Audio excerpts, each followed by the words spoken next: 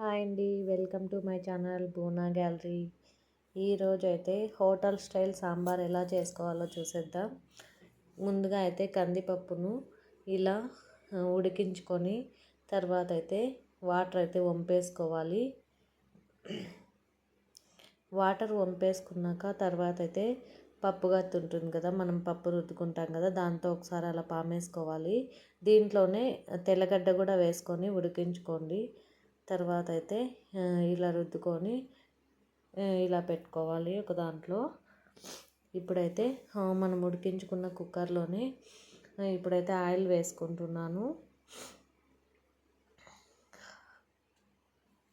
ఇలా ఆయిల్ వేసుకొని ఆనియన్స్ వేసుకున్నాను.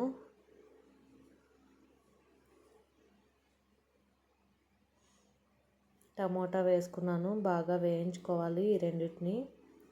టమోటా మగ్గిపోవాలండి, బాగా వేయించుకోవాలి.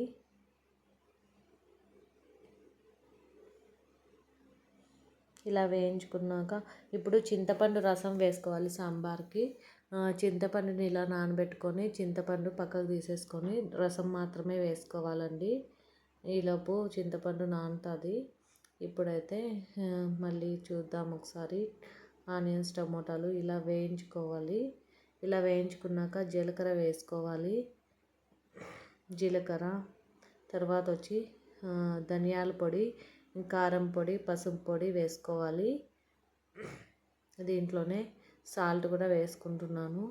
ఇవన్నీ వేసుకొని బాగా కలుపుకోవాలి. కింద అడుగు అంటేస్తుంది, లేకపోతే అంటే పొడులు వేసినాక కలుపుకోవాలి, లేకపోతే అడుగు అంటేస్తుంది అనమాట. ఇప్పుడైతే మనము పప్పు నీళ్ళు ఉన్నాయి కదా, తెల్లగడ్డ కందిపప్పు ఉడకపెట్టుకున్నవి రుద్దేసుకున్నాం కదా, అదైతే వేసేసుకోవాలి.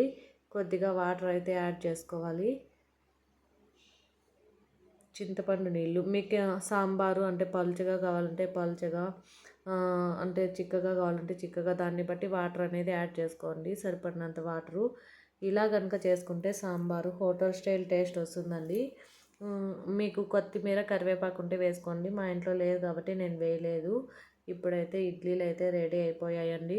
ఇడ్లీ చేసేది రాకుండా ఉండింది, ఇప్పుడైతే పర్ఫెక్ట్గా వచ్చాయి చూడండి. ఇడ్లీ చేసేది వచ్చేసిందో నాకు. చూడండి, ఇలా కనుక ఇడ్లీలోకి సాంబార్ వేసుకొని తింటే ఉంటుంది. అబ్బా, భలే ఉంటుందండి సాంబార్ టేస్టు. నాకు రాకుండా ఉండింది, నేర్చుకున్నానండి సాంబార్ కూడా. Thank you for watching.